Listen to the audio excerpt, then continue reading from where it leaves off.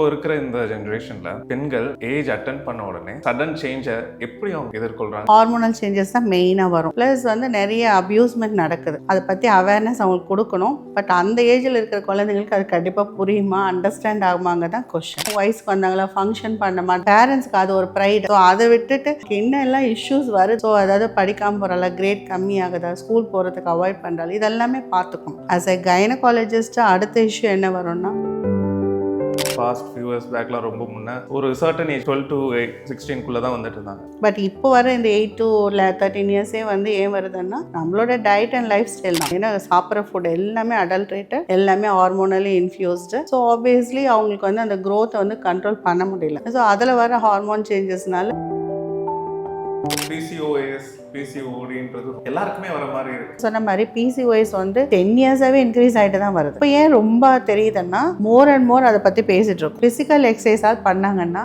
என்ன சாப்பிட்றாங்களோ, regular cycles வராததும் அது ரிலேட்டடாக காம்ப்ளிகேஷன்ஸ் டிலே ஆக ஆக நிறைய ப்ளீடிங் ஆகும், நிறைய அனிமிக் ஆயிடுவாங்க. அதனால நிறைய வந்து இன்ஃபெக்ஷன்ஸ் அவங்களுக்கு வரதை பார்க்குறோம். ரொம்ப ஏர்லியான சிம்டம்ஸ் என்னவா இருக்கும்? பீரியட்ஸ் இர்ரெகுலர் ஆகிறது மட்டும்தான் நம்ம ஒரு சிம்டமாக எடுத்து நம்ம ஸ்டார்ட் பண்ணணும். பீரியட்ஸ் வராமல் இருந்ததுனாலும் அவங்களுக்கு கண்டிப்பாக தூக்கம் இல்லாமல் இருக்கலாம். அவங்களுக்கு பிட்யூட்ரின்னு சொல்ல தலையில் வந்து ஒரு பிட்யூட்ரி கிளாண்டன் இருக்குது, அது ஒழுங்காக வேலை பண்ணலைனாலோ இல்லை சின்ன சின்ன கட்டிகள் அங்கே ஃபார்ம் ஆனாலோ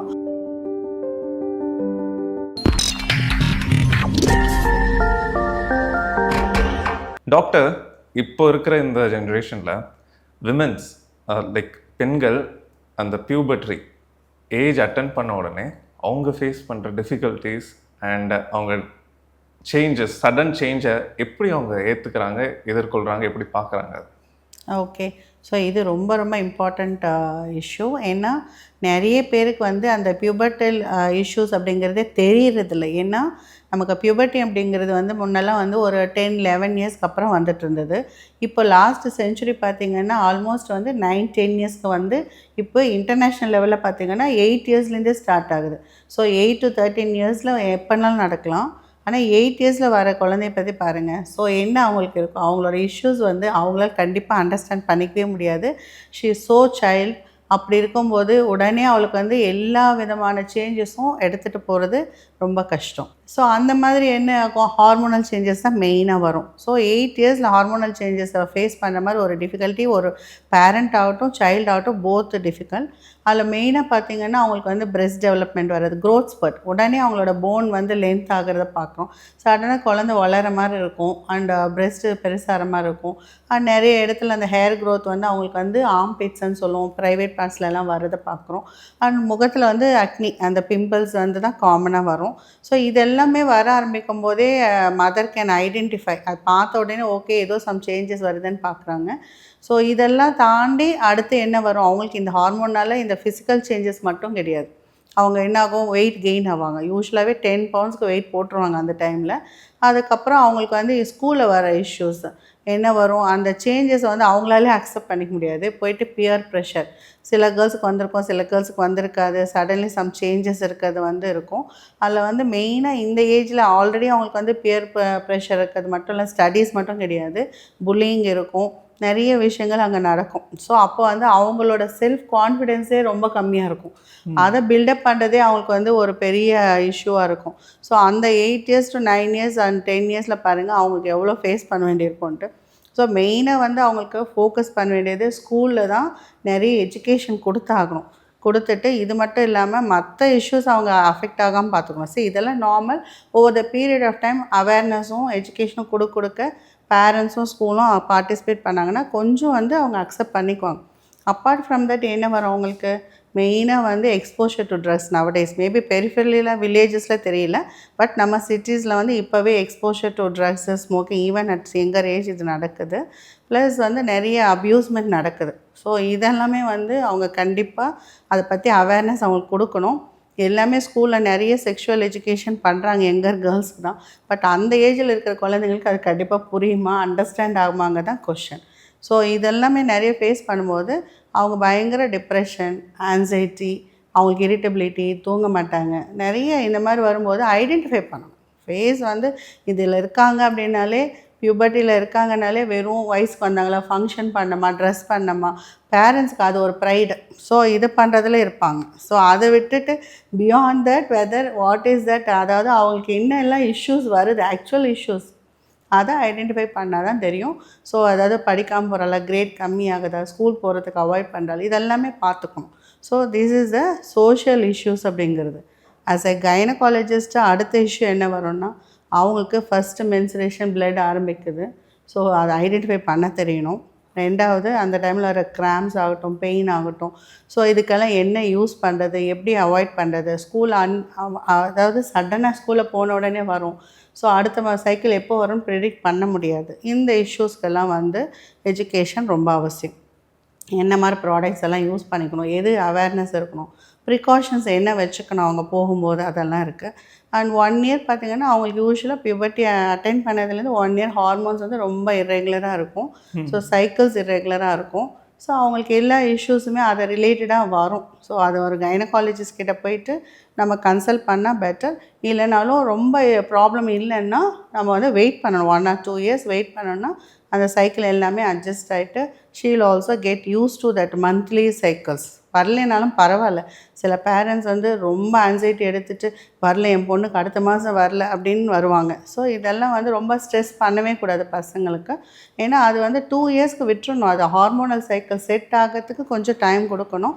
ஸோ அதனால் அந்த டைம் பீரியடை விட்டுட்டு மற்ற இஷ்யூஸை கான்சன்ட்ரேட் பண்ணணும். மெடிக்கல் இஷ்யூஸ் பெருசாக எடுக்காமல் சோஷியல் இஷ்யூஸ், அவங்களோட பர்சனல் இஷ்யூஸ் எல்லாம் டீல் பண்ணோன்னா அந்த பியூபர்டல் இஷ்யூஸை வந்து அவங்க ஈஸியாக டேக்கிள் பண்ணலாங்க தான் என்னோடய ஒப்பீனியன். Thank you doctor. டாக்டர், நீங்கள் முன்னே சொன்ன மாதிரி இதுக்கு முன் generation and past few years பேக்லாம் ரொம்ப முன்னே விமென்ஸ் ஒரு சர்டன் ஏஜ் 14, 15 or 13 12 to 16 தான் வந்துட்டு இருந்தாங்க. நீங்கள் இப்போ சொல்கிறதுனா 8 இயர்ஸ்லேயே ஒரு பியூபர்ட்டி ஸ்டார்ட் ஆகுதுன்னா what is the main reason நினைக்கிறேன்? எதனால்? மெயின் ரீசன் அதுதான். எங்கள் ஜெனரேஷனில் பார்க்கும்போதே அரௌண்ட் 14, 15 தான் வந்துட்டு இருந்தாங்க. பட் லேட் பியூபர்ட்டியும் இஸ் நாட் குட். அதாவது 16, 18 இயர்ஸ்க்கு அப்புறம் வந்தாலும் there are lot of other issues. அவங்களுக்கு வேறு ஏதாவது ப்ராப்ளம் இருக்கலாம், ஜெனட்டிக் ப்ராப்ளம்ஸ் இருக்கலாம். பட் எங்கரா வர்றது இயர்லியாக வந்தாலும் ப்ராப்ளம், 8 இயர்ஸ் முன்னாடி வந்தாலும் ப்ரிகாஷன்ஸ் பியூபர்ட்டிங்கிறோம், அதுவும் தப்பு தான். பட் இப்போ வர இந்த 8 to 13 இயர்ஸே வந்து ஏன் வருதுன்னா நம்மளோட டயட் அண்ட் லைஃப் ஸ்டைல் தான். So when you're inside your mother's womb itself அந்த சேஞ்சஸ் நடக்குது. ஸோ அப்போவே வந்து அவங்களோட இது வந்து பேரண்ட்ஸ் வந்து மதர் வந்து என்ன சாப்பிட்றாங்க, என்ன டிசீஸ் இருக்கா, அவங்களுக்கு பிசிஓஎஸ் இருக்கா, அவங்களுக்கு டயபெட்டிக் இருக்கா, தைராய்டு இருக்கா, நிறைய இஷ்யூஸ் மதரும் ஃபேஸ் பண்ணுவாங்க இல்லையா. ஸோ அதில் நடக்கிற சேஞ்சஸ் எல்லாமே வந்து முன்னாடியே அவங்களுக்கு வந்து செட்டின் ஆகுது. பை 5th மந்த்லேயே வந்து குழந்தைக்கு வந்து ரீப்ரொடக்டிவ் சிஸ்டம் எல்லாமே டெவலப் ஆகுது. ஸோ அப்போவே வர சேஞ்சஸில் பின்னாடி அது அஃபெக்ட் ஆகுது பார்க்குறோம்.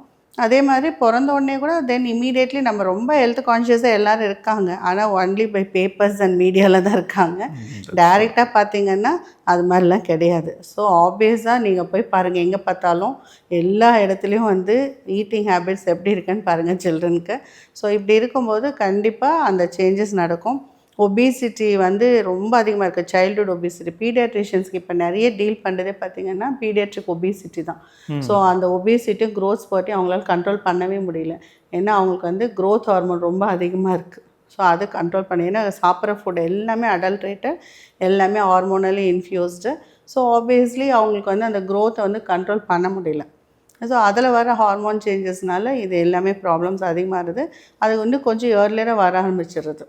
ஓகே ஓகே, மெயின் ரீசன் இதனால தான் ஆகுது, early puberty. Yes yes. Thank you doctor.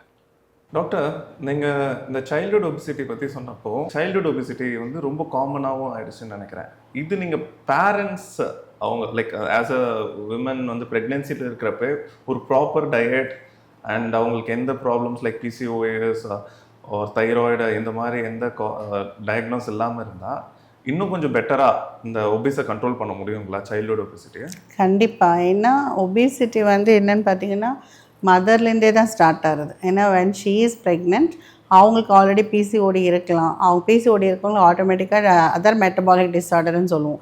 அதாவது கூடவே வந்து ஒரு ரைஸோட மற்ற காய்கறி மாதிரி பிசிஓடி இருந்ததுன்னா அது கூட தைராய்டு இருக்கும், டயபெட்டிஸ் இருக்கும், அவங்களே மெட்டர்னல் ஒபிசிட்டி இருக்கும். குழந்தை வயிற்றில் இருக்கும்போதே குழந்தை பெருசாக இருக்கும், ஷோல்டர்ஸ் எல்லாம் பெருசாக இருக்கும், பிறக்கும்போதே அவங்களுக்கு டிஃபிகல்ட்டிஸ் இருக்கும். ஸோ அதனால் வந்து ஒபிசிட்டி வந்து குழந்தைக்கு இன்யூட்ரோவே நம்ம சொல்கிறது பெருசாக அந்த சான்சஸ் இருந்துருது. ஸோ அது எல்லாமே கண்ட்ரோல் பண்ணி மதருக்கு டயபெட்டிக் கண்ட்ரோல் பண்ணி எல்லாமே பண்ணாலுமே இப்போது very very difficult for them to control the diet. So அதனால் வந்து எப்படி இருந்தாலும் அந்த ஒபிசிட்டி வந்து பிக் பேபிஸ்ன்னு சொல்லுவோம், மேக்ரோசோமியான்னு சொல்லுவோம். அதாவது பிறக்கும் போதே குழந்தை 4 கிலோ 4.5 கிலோ அந்த மாதிரி ஆகிறத பார்க்குறோம். ஸோ அப்போ என்ன ஆயிடுது, டெலிவரி ஆன உடனே பேபிக்கு சில அட்ஜஸ்ட்மெண்ட் நடக்கும், அதில் சில காம்ப்ளிகேஷன்ஸ் வரும். அதுக்கப்புறம் ஒரு 6 மந்த்ஸ் வந்து பேபி வந்து கண்ட்ரோலாக இருக்கும். அதுக்கப்புறம் வீனிங் ஸ்டார்ட் பண்ணுவோம். அதாவது நம்ம பிரெஸ்ட் மில்க்லேருந்து நார்மல் டயட்டுக்கு ஸ்டார்ட் பண்ண கொண்டு போனோம்னாலே கூட இருக்கிற எல்லாருமே குழந்தை அவ்வளோ அழகாக குண்டாக இருந்தது, இப்போ ஒல்லி ஆகிடுச்சு. நார்மலுக்கு வரும்போது எல்லோரும் they start focusing on that. அதுக்கப்புறம் என்னென்னா அது ஃபீடிங் தான், கம்ப்ளீட்டாக ஓவர் ஃபீடிங். பீடியாட்ரிஷியன் கிட்ட போகிற எல்லாருமே பார்த்திங்கன்னா குழந்தை சாப்பிட்லன்னு தான் கம்ப்ளைண்ட் இருக்கும். 80-90% அது இல்லாமல் இருக்காது, மற்ற கம்ப்ளைண்ட் இருந்தாலும். ஸோ அதனால் ஒபேசிட்டி வந்து அப்படியே கண்டினியூ ஆகிடும். அதுக்கப்புறம் சில பேபிஸ் நார்மலாக ப்ரெக்னென்சியில் காம்ப்ளிகேஷன் எல்லாம் பிறந்தாலுமே அதுக்கப்புறம் every parent want to make the children look healthy என்னாலே அவங்கள பொறுத்த வரைக்கும் குண்டாக இருக்கிறது தான். ஸோ அப்போ வந்து என்ன பண்ணுறாங்க, நல்லா சாப்பிடுன்னு பண்ணுறோம். அப்போது பேபி அகெயின் இன்னொன்று வந்து இம்ப்ரெஸ் பண்ணணும், ஹாப்பியாக வச்சுக்கணும். ஸோ அதுக்கு என்ன வழி, வெளியில் போகிறது தான், going outside and eating whatever junk food available. ஏன்னா நம்ம வந்து நோ சொல்கிறதுக்கு நமக்கு பிடிக்காது. நம்ம குழந்தைக்கு நம்ம வீட்டில் பெரியவங்க கூட அது கொடுக்காதன்னா அது அவங்களுக்கு பிடிக்காது. என் குழந்தைக்கு என்னால் வாங்கி தர முடியும், ஸோ வி ஆர் பையிங். அந்த மாதிரி போயிட்டே இருக்கிறதுனால வந்து அவங்களுக்கு என்னெல்லாம் வேணுமோ எல்லாமே நம்ம வாங்கி கொடுக்குறோம். அண்டு சில்ட்ரன் ஆல்சோ நம்ம ரெஃப்யூஸ் பண்ணாலும் அது வேறு மாதிரி எடுத்துக்கிறாங்க. ஸோ எனக்கு எங்கள் பேரண்ட்ஸ் வாங்கி கொடுக்கல அந்த மாதிரி ஆகிடுது. ஸோ இதெல்லாம் இஷ்யூஸ் வந்து சொசைட்டியே சேஞ்ச் ஆனால் தான் கண்ட்ரோல் பண்ண முடியும். And outlets how much outlets are there. அந்த டைமிங் வந்து டைமிங்கே கிடையாது. கண்டினியூஸ் ஈவினிங் லேட் நைட் வரைக்கும் சாப்பிட்றோம். நம்மளோட சர்க்கடியன் ரிதம் சைல்டுஹுட்லேயே மாறிடுது. ஸோ அந்த மாதிரி இருக்கும்போது childhood obesity is very very dangerous. அதுலேருந்து பின்னாடி எல்லா காம்ப்ளிகேஷன் வரும். இது girls boys no difference. Actually இனிஷியலாக பார்த்தீங்கன்னா பாய்ஸ் தான் நிறைய ஒபீஸாக இருக்காங்க சைல்டுஹுட்டில். ஸோ கேர்ள்ஸ் ஒரு பியூபர்ட்டிக்கு அப்புறம் ஒபீஸ் ஆகுதை பார்க்குறோம். ஓகே, நீங்கள் இந்த சைல்டு ஒபீஸில் லைக் பேரண்ட்ஸுன்றது மெயின் ப்ராப்ளம் இல்லை போல். அப்போது சொசைட்டி வந்து குழந்தை அப்படி இருக்குது, இப்போ இப்படி ஆயிடுச்சு, அண்ட் தென் பேரண்ட்ஸோட over affectionate it ends up pudding them in obese stage. அதுக்கு காரணமே பேரண்ட்ஸ் தான். Thank you doctor. Both all are now whole environment நம்ம சேஞ்ச் பண்ணால் தான் முடியும். அது நம்ம சொசைட்டி மாற்றினா தான், சொசைட்டி நம்ம தான். Okay doctor, thank you. டாக்டர், இப்போ ரீசன்ட் என்னோட ஃப்ரெண்ட்ஸ் அண்ட் ஃபேமிலி சர்க்கிள்ஸ்குள்ளேயே இந்த பிசிஓஎஸ் பிசிஓடின்றது ரொம்ப ஃப்ரீக்வெண்ட்டாகவும் ரொம்ப ரேர் கேஸ் முடிஞ்சு எல்லாருக்குமே வர மாதிரி இருக்குது. And I can hear it from everybody. என்ன மெயின் ரீசன் என்ன doctor, and is it curable? Yeah, இது வந்து ஒரு 2 டிஃப்ரெண்ட் ஆஸ்பெக்டில் நம்ம எடுத்துக்கணும். ஃபஸ்ட்டு பிசிஓஎஸ் அப்படின்னா, பிசிஓடி அப்படிங்கிறது வந்து பாலிசிஸ்டிக் ஒவேரியன் டிசீஸ் அப்படிங்கிறது அது எஸ்டாப்ளிஷ்டாக காமனாக நமக்கு வந்து ஒரு இரெகுலர் சைக்கிள்ஸ் வர்றது, இன்ஃபர்டிலிட்டி இருக்கும், அவங்களுக்கு ஓவலேஷன் நடக்காது, ஃபேஸ்லலாம் வர்றது, இதெல்லாம் சேர்ந்து ஒரு டிசீஸாக நம்ம சொல்கிறோம். பிசிஓஎஸ் அப்படிங்கிறதும் ஒன்றும் பெரிய டிஃப்ரென்ஸ் இல்லை. இதில் வந்து அசோசியேட்டாக மற்ற எண்டோக்ரைன் ப்ராப்ளம்ஸும் இருக்கும். சிண்ட்ரோம் அப்படிங்கிற பாலிசிஸ்டிக் ஓவேரியன் சிண்ட்ரோம் அப்படிங்கிறது குரூப் ஆஃப் சில மெட்டபாலிக் டிஸார்டர்ஸ்ன்னு சொல்கிற எல்லாமே சேர்ந்து வர்றது தான் பிசிஓஎஸ் அப்படிங்கிறது. ஸோ இது ஏன் அப்படி காமனாக இருக்குன்னா, ஜென்ரலாக நம்ம பேசின அதே மாதிரி தான் லைஃப் ஸ்டைல் தான் மெயின். எல்லாருக்குமே வந்து டயட் வந்து very very bad diet pattern போயிட்டுருக்கு. ஸோ என்ன தான் அவங்க கான்ஷியஸாக டயட் பண்ணுறோன்னு சொன்னாலுமே ஒரு பீரியடுக்கு அப்புறம் யாராலுமே அதை மெயின்டைன் பண்ண முடியறதில்லை. ஏன்னா டெம்ப்டேஷன் வந்து ரொம்ப ஹையாக இருக்குது.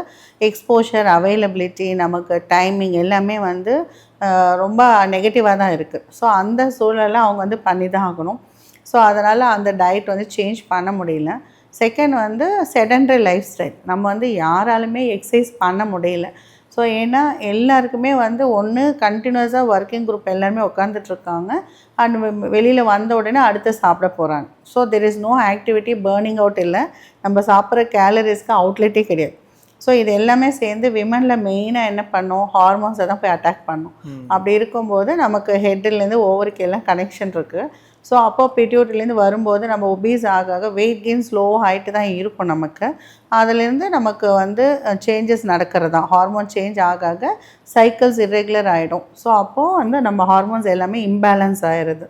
இம்பேலன்ஸ் ஆகும்போது அதுக்கு ரிலேட்டடாக நமக்கு ஹை ஈஸ்ட்ரஜன் லெவல் இருக்கும். நம்மளோட பாடியில் ஈஸ்ட்ரஜன் அதிகமாக நமக்கு வந்து நிறைய சேஞ்சஸ் இருக்கும். அகெயின் மேல் ஹார்மோன் டாமினன்ஸ் அப்படின்னு சொல்லுவோம் லேடிஸில், ஆண்ட்ரோஜன்ஸ் அப்படிங்கிறது. அதனால் அவங்களுக்கு ஃபேஸ் ஃபுல்லாக அப்நார்மல் சைட்ஸில் வந்து எப்படி மேலுக்கு வருதோ அதே மாதிரி ஃபீமேல்ஸ்க்கும் ஹேர் க்ரோத் வரும். அந்த மீசை முளைக்கிற இடத்துல தாடையில் வரும். அண்ட் கை காலெல்லாம் ரொம்ப வந்து ஹேர் வரும். அவங்களுக்கு தலையில் நிறைய ஹேர் இருக்கும், ஆனாலும் ஃப்ராண்டல் அதாவது ஃப்ரண்ட்டில் பால்டிங் வரதை பார்க்குறோம். ஸோ இந்த மாதிரி இஷ்யூஸ் இருக்கும். ஸோ அவங்கள பார்க்கும்போதே அப்பியரன்ஸ்லேயே சில பேரை நம்மளால் கண்டுபிடிக்க முடியும் உங்களுக்கு பிசிஓஎஸ் இருக்குது அப்படிங்கிறது. ஸோ இது இருந்தாலுமே எல்லாருக்குமே ப்ராப்ளம் வருமானா இல்லை. பிசிஓஎஸ் இருக்குன்னா அதில் 20% வந்து நார்மலாகவே சைக்கிள் இருக்கும், நார்மலாக கன்சீவ் அவங்க சிம்டம்ஸ் எதுவும் இருக்காது. அன்லெஸ் அவங்க காஸ்மெட்டிக்காக ஃபீல் பண்ணால் தான் அதுக்கு ஏதாவது ட்ரீட்மெண்ட் பண்ணணும், இல்லைன்னா தேவையில்லை. பட் மீதி இருக்கிறவங்களுக்கு எல்லாருக்குமே 3 ஆஸ்பெக்ட்ஸ் நம்ம டீல் பண்ணணும். ஒன்று வந்து அவங்களுக்கு காஸ்மெட்டிக் ரொம்ப இம்பார்ட்டண்ட்டாக இருந்ததுன்னா ஃபஸ்ட்டு அதெல்லாம் லேசர் ட்ரீட்மெண்ட், பிம்பிள் ட்ரீட்மெண்ட் இதெல்லாம் போயிட்டுருப்பாங்க. அண்டு 2வது அவங்க லைஃப் ஸ்டைல் சேஞ்ச் பண்ணி தான் ஆகணும். அண்டு 3rd வந்து conception issues, ovulation, regular cycles வராததும் அது ரிலேட்டடாக காம்ப்ளிகேஷன்ஸ் டிலே ஆக ஆக நிறைய ப்ளீடிங் ஆகும், நிறைய அனிமிக் ஆயிடுவாங்க. அதனால் நிறைய வந்து இன்ஃபெக்ஷன்ஸ் அவங்களுக்கு வரதை பார்க்குறோம். நிறைய பேருக்கு வந்து 6 months 8 months ஆனாலும் வராமல் இருக்கும்போது they put on so much of weight. அதுக்கப்புறம் வர ப்ளீடிங் வந்து அவங்களால டாலரேட் பண்ணவே முடியாது. ஸோ இந்த மாதிரி இஷ்யூஸுக்கு வந்து இம்மீடியட்டாக அவங்க ஹாஸ்பிட்டலில் அட்டென்ஷன் எடுத்தே ஆகணும். ஸோ ஒரு ஸ்கேன் பண்ணி வேறு ஏதாவது மிஸ் பண்ணுறோமான்னு பார்க்கணும். அண்ட் சில பேருக்கு அதுக்குள்ளாரே டைப் 1 டயபெட்டிஸ் எல்லாம் வந்திருக்கும். ஸோ இதையும் சேர்ந்து அவங்க டீல் பண்ணலைன்னா லாங் டேர்ம் காம்ப்ளிகேஷன் எவ்வளோ 25-26லேயே வந்து யூட்ரைன் கேன்சர் எல்லாம் பார்த்துட்ருக்கோம் இப்போது. ஏன்னா அது கரெக்டாக ரெகுலராக வரலன்னா ஹார்மோன்ஸ் ரொம்ப அப்நார்மலாக எக்ஸ்போஷர் இருந்தாலே யூட்ரைன் கேன்சர் வரைக்கும் கொண்டு போகிறத பார்க்குறோம். ஸோ அதனால் இது சீரியஸாக ஒரு ஆஸ்பெக்ட் இருக்குது அதுக்கு. Other than that fertility issues வரும். ஒரு மேரேஜ் ஏஜ் வருதுன்னா அவங்களுக்கு முன்னாடியே ரெகுலரைஸ் பண்ணால் தான் ஓவுலேஷனுங்கிறது வெரி வெரி இம்பார்ட்டன்ட். மந்த்லி அவங்களுக்கு அந்த எக்கு கரெக்டாக ரிலீஸ் ஆகிறது. அதுக்கப்புறம் வந்து ஓவுலேஷன் ஆனால் தான் கன்செப்ஷனும் இருக்கும், சைக்கிளும் ரெகுலராக வரும். ஸோ இதெல்லாம் வந்து அவங்க கண்டிப்பாக டீல் பண்ணி தான் ஆகணும். அதனால தான் பிசிஓஎஸ் வந்து ஓவராலாக நிறைய ஆஸ்பெக்டில் நம்ம வந்து ட்ரீட் பண்ண வேண்டியிருக்கும். ஸோ கம்பைன்டு கேர் தான். லைஃப் ஸ்டைல் வந்து என்ன தான் கோச் மாதிரி எடுத்து பண்ணாலுமே ஒரு டாக்டர்கிட்ட போய் கன்சல்டேஷன் கவுன்சிலிங் நடந்தே ஆகணும். ஏன்னா எந்த அளவுக்கு சீரியஸாக இருக்காங்கன்றதை பார்க்கணும். ப்ளஸ் மீடியா எக்ஸ்போஷர் நீங்கள் சொன்ன மாதிரி பிசிஓஎஸ் வந்து லாஸ்ட் 10 yearsஆகவே இன்க்ரீஸ் ஆகிட்டு தான் வருது. இப்போ ஏன் ரொம்ப தெரியுதுன்னா மோர் அண்ட் மோர் அதை பற்றி பேசிகிட்ருக்கோம். ஸோ எங்கே எடுத்தாலுமே பிசிஓஎஸ் பற்றி பேசிகிட்டே இருக்கும். பட் ஆனால் அதுக்குரிய ஸ்டெப்ஸை வந்து எல்லாமே டயட்டுமே வந்து நாட் ஈஸி டு மேக். சொல்கிற எல்லாமே வீட்டில் பண்ணவும் போகிறது இதில் யாரும் ஃபாலோ பண்ணுறது கிடையாது. பட் அல்டிமேட்டாக என்னென்னா எக்ஸசைஸ், அட்லீஸ்ட் ஃபிசிக்கல் எக்ஸசைஸாக பண்ணாங்கன்னா என்ன சாப்பிட்றாங்களோ அதை வந்து அவங்களால வந்து கண்டிப்பாக அவங்க வந்து அட்லீஸ்ட் பேர்ன் அவுட் பண்ணாலே பாதி நேரம் கண்ட்ரோல் பண்ண முடியும். ஸோ அதை தான் நம்ம வந்து கண்டிப்பாக அட்வைஸ் பண்ணி ஆகணும் அவங்களுக்கு. ஸோ லைஃப் ஸ்டைல் மாடிஃபிகேஷன் தான் ப்ரையாரிட்டி. அது பண்ணாங்கன்னா கண்டிப்பாக கண்ட்ரோல் பண்ணிவிட்டு ரெஸ்பாண்ட் பண்ணி ப்ராப்ளம் எல்லாம் காம்ப்ளிகேஷன்ஸை அவாய்ட் பண்ணலாம் அப்படிங்கிறது தான். ஓகே டாக்டர், இப்போ இந்த பிசிஓஎஸ்க்கு நீங்கள் சிம்டம்ஸ் சொன்னீங்க, லைக் ரொம்ப ஏர்லியான சிம்டம்ஸ் என்னவா இருக்கும்? ரொம்ப காமனாக இது லைக் பிசிஓஎஸ் வரப்போகுதுனாலே ஓகே இதெல்லாம் எனக்கு இந்த மாதிரி body changes, women as you said they know about their body and அதே ஹார்மோன், அந்த இடத்துல அவங்க எதை நோட் பண்ண வேண்டியது இருக்குது? What will be their beginning? So PCOS வந்து எப்படி கண்டுபிடிக்கிறதுனா இயர்லியாக கண்டுபிடிக்கணும்னா ஒன்லி சைன் ஆர் சிம்டம் எதுவாக இருந்தாலும் மென்சுரல் இர்ரெகுலாரிட்டி அப்படிங்கிறது தான். ஸோ அவங்களுக்கு பீரியட்ஸ் கரெக்டாக சைக்கிளிக்கெல்லாம் வராது. இதுதான் வந்து வெரி வெரி இம்பார்ட்டன்ட் ஸ்டெப். ஏன்னா பிசிஓஎஸ் இருக்கிறவங்க எல்லாருக்குமே ரெகுலராக சைக்கிள் வந்தாலே நம்ம அதை பற்றி ரொம்ப கவலைப்பட மாட்டோம்.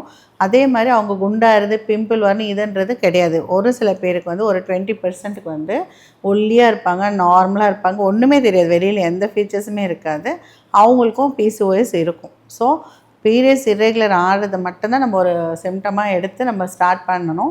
ஏன்னா அவங்களுக்கு ஸ்கேன் பண்ணும்போது தான் தெரியும் அவங்களுக்கு பிசிஓஎஸ் இருக்குது அப்படிங்கிறது. ஏன்னா சில பேருக்கு வந்து மதருக்கு ப்ராப்ளம் இருக்கிறதுனால வந்திருக்கலாம். ஸோ இந்த கேர்ள் ப்ராப்பராக இருந்து வெயிட் இல்லாமல் இருந்தாலுமே பிசிஓஎஸ் அவங்களுக்கு வரும். அது வந்து ஜெனட்டிக் காஸ்னால் வர்றது. ஸோ அதை வந்து நம்ம டேக்கிள் பண்ணணுன்னா இதுதான். எப்போல்லாம் இர்ரெகுலர் ஆகுதோ கரெக்டாக 28 days வருதா, வரலன்னா கண்டிப்பாக டாக்டர் பார்க்கணுங்கிறது தான் சின்சியர் அட்வைஸ்.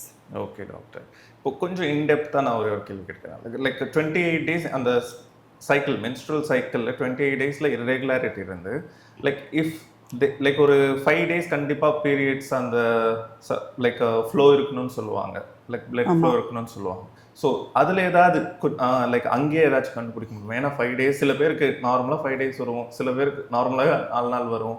ஆனா அங்க குறையிறது இல்லை இன்க்ரீஸ் ஆகுறது 2 நாள்லயே முடிஞ்சிருது. இந்த மாதிரி இடத்துல like we can able to identify anything. ஆமாம்மா, ப்ளீடிங் வந்து தான் மெயின். விமென்க்கு நம்ம சொல்கிறது வந்து அந்த ஒரு சிம்டம் வச்சு தான் நம்ம வந்து கரெக்டாக 28 டேஸில் நடக்கல, 21 டேஸ்க்குள்ளே வருது, 35 டேஸ் மேலே போகிறதுனாலே கண்டிப்பாக ஹார்மோனல் ப்ராப்ளம் இருக்குன்னு கண்டுபிடிக்க முடியும்.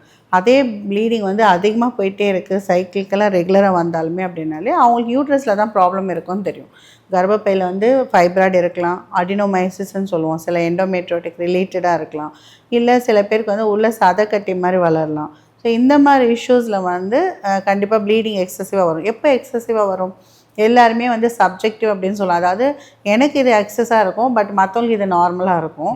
ஸோ அது எப்படி கண்டுபிடிக்கிறது? யூஸ்வலாக வந்து பேடை வச்சு தான் சொல்லுவோம். அதாவது 3 to 5 பேட்ஸ் மாற்றுறாங்களா, ஒரு எம்எல் கணக்குன்னா முன்னெல்லாம் மென்ஸ்ட்ரல் கப் வந்து நிறைய பேர் யூஸ் பண்ணுற இடத்துல ஒரு 30 ml அப்படிங்கிறது 80 ml வரைக்கும் போகலாம் அப்படிங்கிறது. ஆனால் அது எல்லாராலும் கண்டுபிடிக்க முடியாது, யாரும் நிறைய பேர் அது யூஸ் பண்ணுறதில்ல. அப்போ பேட் வந்து டிபெண்டிங் ஆன் த பேட் அவங்க யூஸ் பண்ணுறதை பொறுத்தும் நமக்கு வந்து அந்த சேஞ்சஸ் இருக்கும். ஸோ அதிலையும் ஐடென்டிஃபை பண்ண நிறைய பேர் பண்ண மாட்டாங்க, அது நார்மலாக நினச்சிட்டே இருப்பாங்க. ரொம்ப அனிமிக்காகி சிவியராகி வந்து ஃபெயிலியரில் வந்துடுவாங்க. அப்போ தான் தெரியும் அவங்களுக்கு இது எக்ஸசிவ் அப்படின்ட்டு.